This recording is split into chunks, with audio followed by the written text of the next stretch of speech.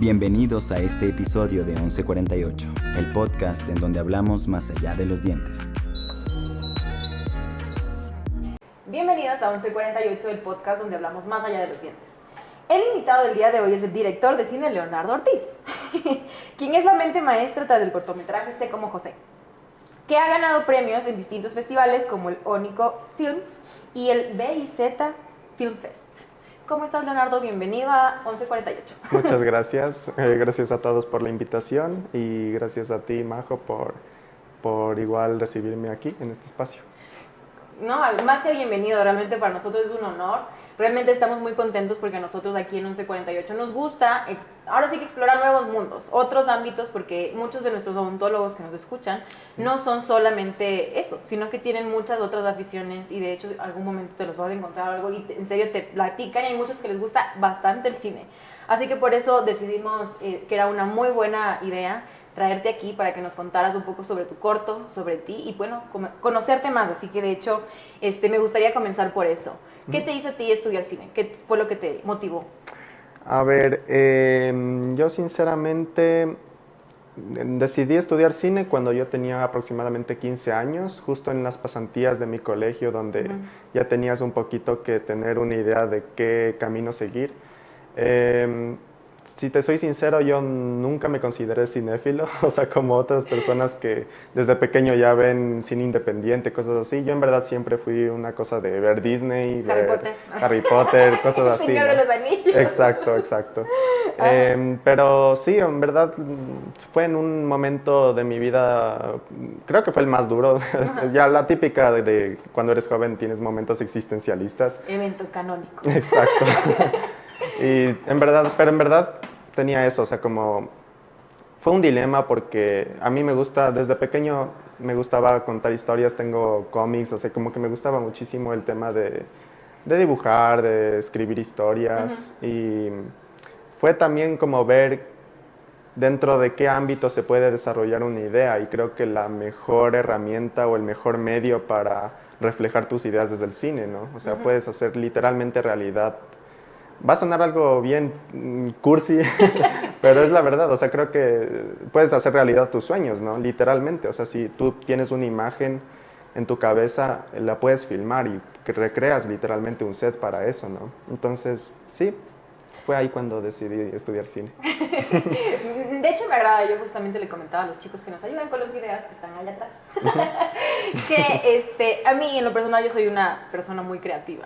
Entonces le decía, oye, ¿quién hace los sets cuando me enseñan sus cortos? ¿Quién hace los sets? ¿Quién hace el desarrollo de personajes y todo eso? Y todos nosotros. Y yo, yo estaría encantadísima, me encantaría. Claro. Pues mi mente vuela, entonces te entiendo mucho. Sí. Así que, por ahí vamos. Y entonces, ¿cuál crees que es el rol como tal del cine en el mundo?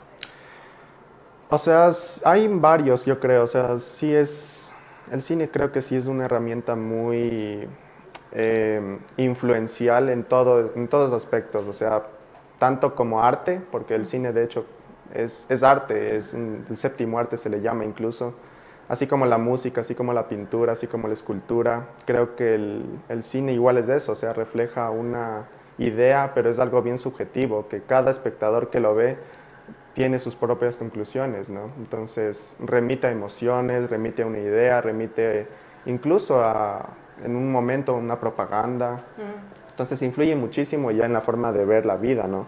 Pero también hay el lado comercial, ¿no? O sea, el cine también es trabajo, el cine es una industria, es un entretenimiento, entonces también hay como verlo de esa forma, ¿no? O sea, tanto de la parte cultural como de la parte meramente comercial. Entonces creo que esos son como que los dos pilares que conforma el cine a nivel mundial. Exactamente. Bueno, es que cuando uno se pone a pensar en cine, la gente piensa en las películas que ves en el cine, o sea, en el lugar físico, pero realmente va mucho más allá de eso y hay muchas otras historias que no se cuentan tal vez en el cine, aquí en el multicines, pero tienen una trascendencia y una importancia. Claro, sin duda, o sea, eso es también, es el riesgo, ¿no? de esta profesión, porque hay muchísimas películas que se han hecho incluso, ni siquiera se han quedado a medias, se han terminado y ya en la proyección se descartan. O sea, es un trabajo que tiene ese riesgo. O sea, que, como todas las series de Netflix que se cancelan. Exacto, también. Sí, por supuesto. Y cuéntame entonces, ¿cuál es tu director favorito? Uy, sí estuve pensándolo, la verdad, y es muy difícil porque son muchos. Am, Hay uno que no es muy conocido, que es un sueco que se llama Roy Andersson, que seguramente Adrián lo conoce. Eh, pero es un cine bien, eh, no es experimental, se podría decir, ¿no? O sea, es un cine nada convencional. No que me, comercial. exacto, que me gusta mucho porque trabaja muchísimo la puesta en escena, es como una especie de... eh, es como un cuadro, es como una pintura, literalmente en la imagen. Entonces es bien lento, pero es también bien onírico al verlo. Pero claro, también hay obviamente los más influyentes como Spielberg, como Kubrick, como el mismo Nolan que está ahorita de moda, Greta Gerwig, que igual También más está allá de de moda. Barbie, claro, está de moda, pero más allá de Barbie, que aún no lo he visto, ¿No? igual, o sea, las pelis de ella sí me parecen igual, o sea, dignas de aplaudir, porque sí es algo, igual lo que decía, o sea, influye muchísimo ya en la cultura, en el feminismo, entonces creo que eso igual hay que destacar de esa directora, ¿no? Y hablando de películas, ¿cuál es tu película favorita? A ver, o sea, la peli favorita mía, a ver si te soy sincero, las que más he visto, y justamente las he visto porque me encantan, diría que son tres. La trilogía del Señor de los Anillos, que me fascina, y no solo eso, sino en general el mundo. Ajá. Em, de ahí, ¿Qué tan lejos? De Tania Hermida, de aquí de Ecuador. Sí me gusta esa película. Esa sí la Eh, he visto. sí, esa igual me encanta, o sea, no sé por qué, pero fue creo que la primera película que vi en Ecuador, o sea, de Ecuador, cuando era niño y me repetía muchísimo, me encantaba, no sé, me gustaba Sí, yo muchísimo. también me la vi muchas veces. Y la que más he visto y que cuando era niño igual me sabía los diálogos y todo era Charlie y la fábrica de chocolates. Tanto la de Tim Burton como la de los 70s, que igual me encantaba, porque tenía igual el mismo, o sea, era básicamente una adaptación nomás. Sí. Entonces, la trama era la misma. Esas tres diría que son como que las que más me han influenciado y las que más he recordado. Interesantes y variadas. Ahora sí vamos a hablar un poco de tu corto. Hablemos de José. ¿Cuál es el mensaje que querías transmitir con José? Bueno, a ver, es una pregunta bien difícil porque, claro, o sea, yo creo que la idea que siempre mantuve de ese cortometraje fue, o sea, creo que sí está bastante claro con las personas que han visto el corto, es tal vez una idea de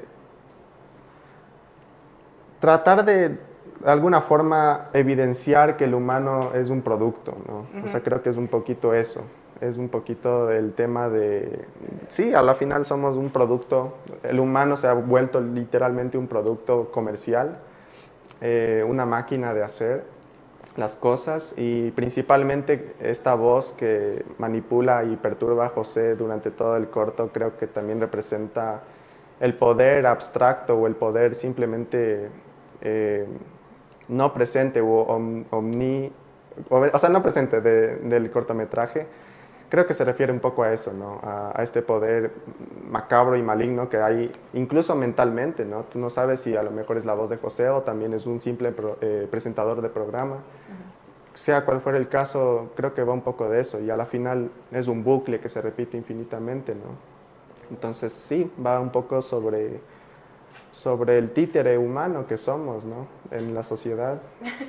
De hecho, cuando lo vi, lo primero que se me vino a la mente es que, bueno, creo que Adriano te ha contado todo lo que hacemos, pero nosotros como Diadent vendemos máquinas para un poco reemplazar el tema de lo que hacía antes un técnico dental a mano.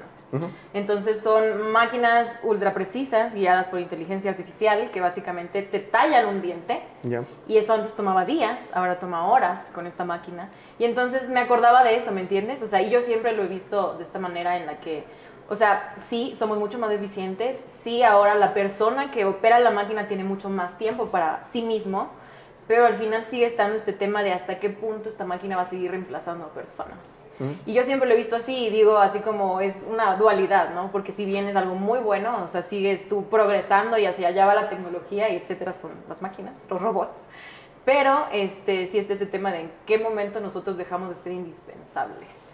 Y de hecho yo también le decía a Adrián, porque pues yo soy la jefa de Adrián, que yo me identificaba con la voz, no con él. Le decía, porque a mí me toca guiarlos a ustedes, a mí me toca ser a veces esa voz, ¿no?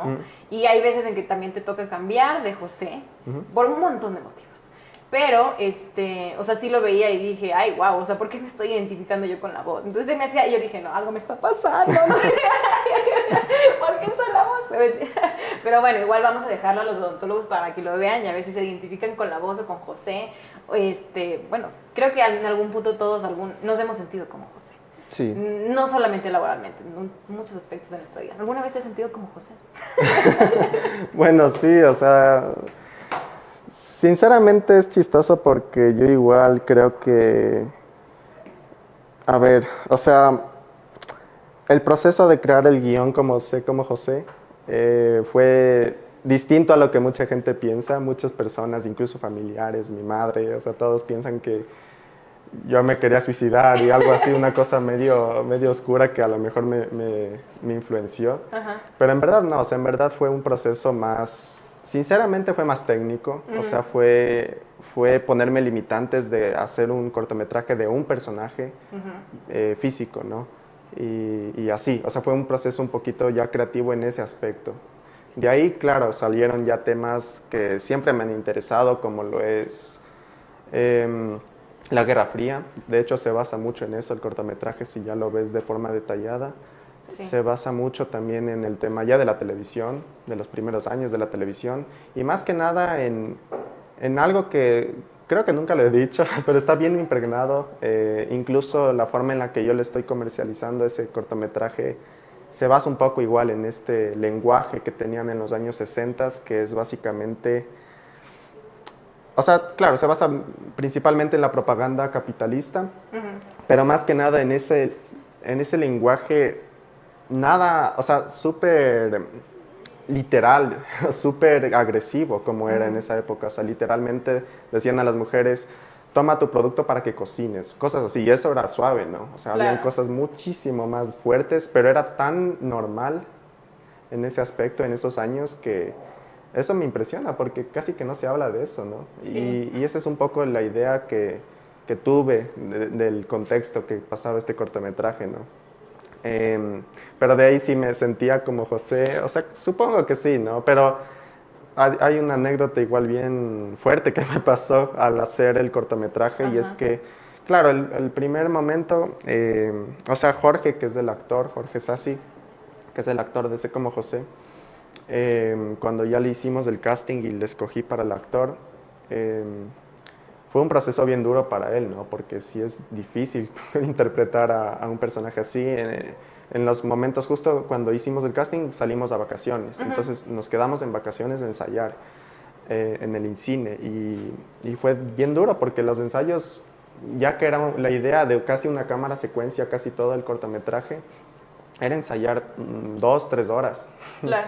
Entonces eran pausas, físicamente era súper agotador y obviamente mentalmente en los momentos ya era igual duro, ¿no? Entonces ahí como director eso me tocaba más que nada igual como sentir lo que él sentía para tratar de poner igual límites, ¿no? Para el tema del narrador. Pero la parte que más sufrí ya personalmente fue ya en edición, que fue cuando hice la voz en off. Justo te voy a preguntar que quién era la voz realmente. Sí, bueno, el actor es Patricio Ruiz. Ajá. Es un actor, bueno, sí es un actor ya veterano aquí en Ecuador, muy bueno. Y o sea, él lo hizo, en verdad. Con él igual ensayábamos, cada semana ensayábamos. Él por suerte ya entendió el concepto bien claro, incluso me daba metáforas así de Dios, del diablo, es una cosa bien filosófica. Bien intensa. Bien intensa, la verdad. Pero claro, en el momento, antes de ya grabar con él, porque había que tener primero los diálogos. Los diálogos creo que fueron los que más cambió, ¿no? A lo largo del proceso de guión. Pero sí fue duro, ¿no? Porque yo era el guionista, ¿no? En este guión y sí fue duro ponerme, porque había que ponerse literalmente en este personaje que es el narrador. Entonces había que pensar cómo decirlo de una forma tan vulgar o de una forma tan sutil y meterse así, ¿no? Entonces, justo con Martín, que era el sonidista del proyecto, llegó a un punto de locura, que era como mientras él estaba poniendo ahí los diálogos, yo ya estaba en ese plan de, ya casi de locura y me empezaba hasta a salir ya palabras del mismo narrador, así, Claro. porque era eso, era un proceso ya mental de ponerse como si fueras un maldito fascista, básicamente, ¿no? Entonces era un poco eso lo que me pareció fuerte. Obviamente ya después de eso ya te relajas, ya sale el corto y ya tienes tu momento de descanso. Hablando de guión, Sí. ¿crees que pudo haber tenido otro final? O sea, ¿por qué decidiste que José terminara así? Bueno, El primer José. el primer José. Si te soy sincero, esa fue la parte que más mantuve desde el inicio. Este guión yo lo escribí en segundo semestre de mi universidad. Y como sabes, se rodó en titulación. Yo me titulé con este cortometraje, pero lo escribí en segundo semestre. Tuvo bastante tiempo de proceso creativo. Sí, o bueno, en verdad mi idea era rodarlo en tercer semestre, pero por cosas de la vida no pude. Ok. Y así cada año intentaba, pero no se podía. Hasta que finalmente se logró. Pero digo que el tema de...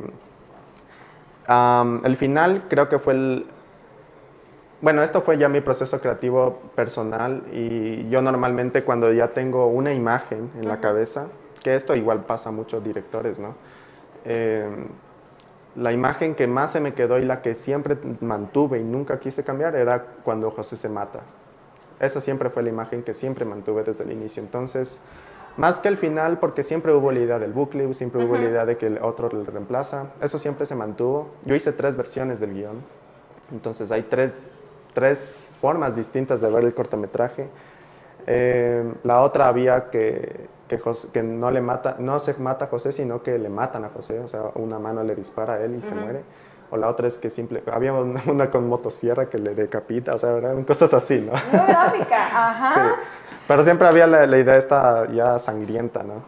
Tenía que ser sangriento, si no, no valía la pena. Si no, no valía la pena. Si no había sangre aquí en este set, no valía la pena. Exacto.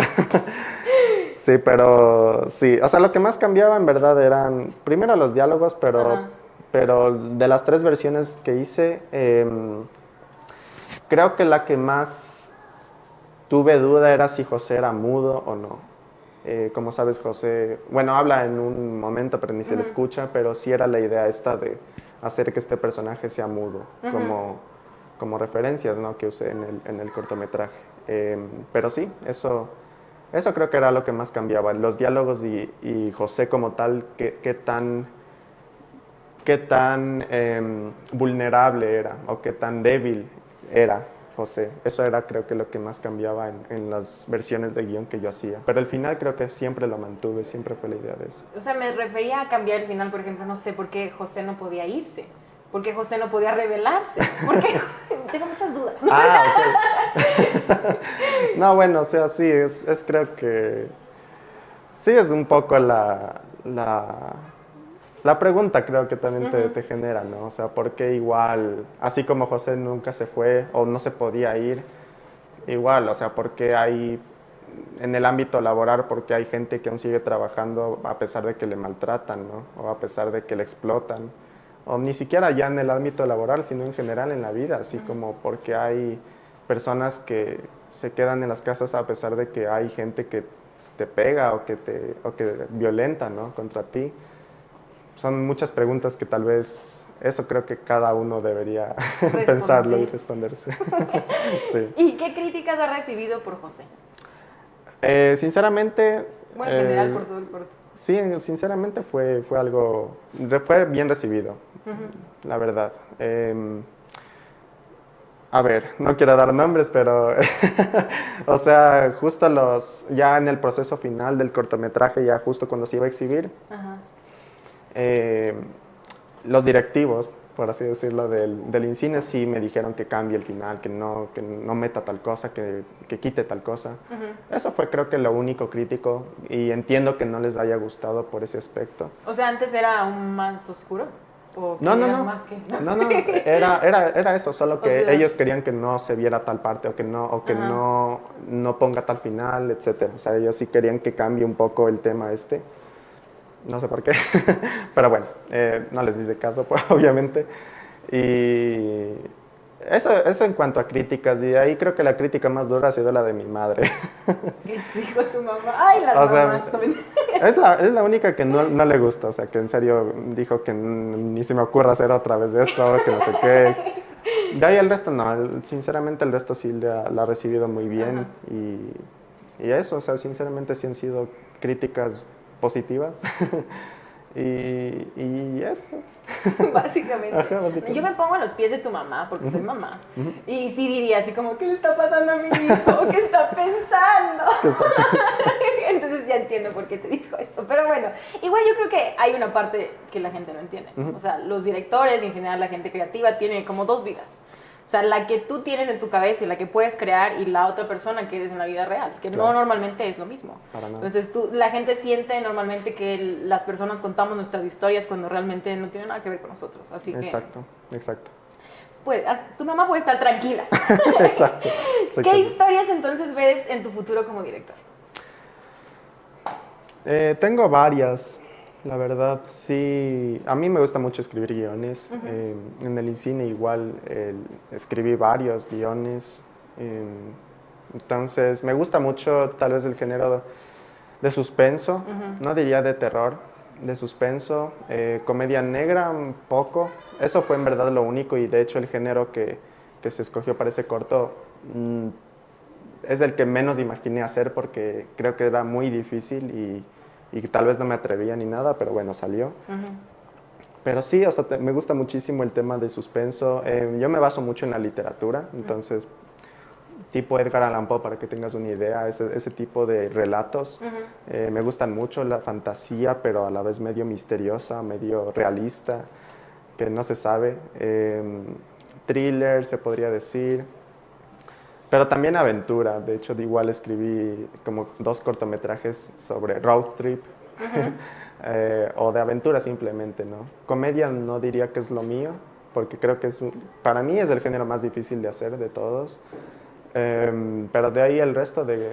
Bueno, romance tampoco, no soy muy bueno en romance para hacer eso.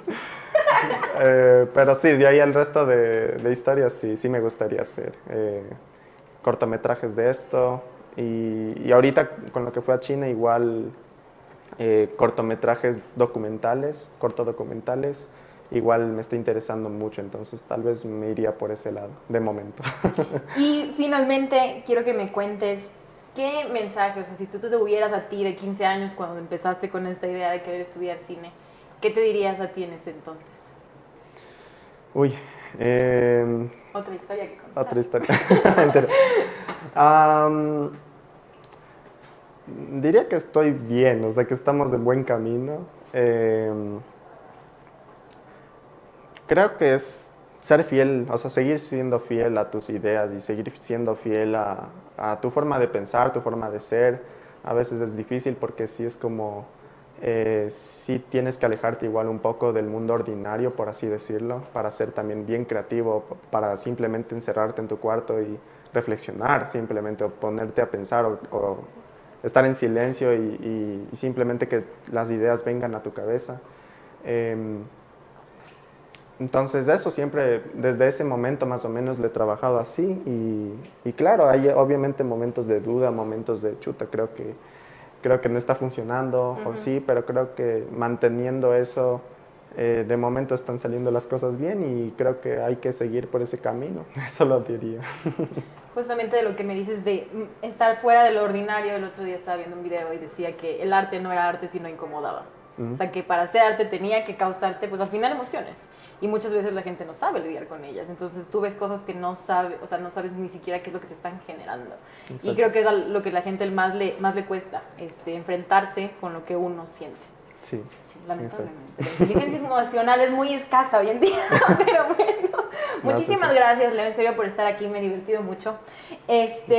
Nos encantaría luego tenerte con algún otro corto, alguna otra intervención que tengas, otra historia que nos tengas que contar. Así que, bueno, muchas gracias. muchísimas gracias por estar aquí. Y gracias por escucharnos. Para nosotros, como les digo, es un honor siempre tener a nuevos invitados que sean de otros mundos y de otros ámbitos para que podamos llevarlos más allá de los dientes. Así que los esperamos en el siguiente episodio. Somos 1148, el podcast que habla más allá de los dientes. Nos vemos en el siguiente episodio. ¡Hasta luego! Gracias por escucharnos. 1148 es traído a ti por Diadent. Tecnología odontológica del mundo a tus manos. ¿Quieres equiparte? Visita www.diadent.com.es o búscanos en Facebook o Instagram como Diadent Internacional.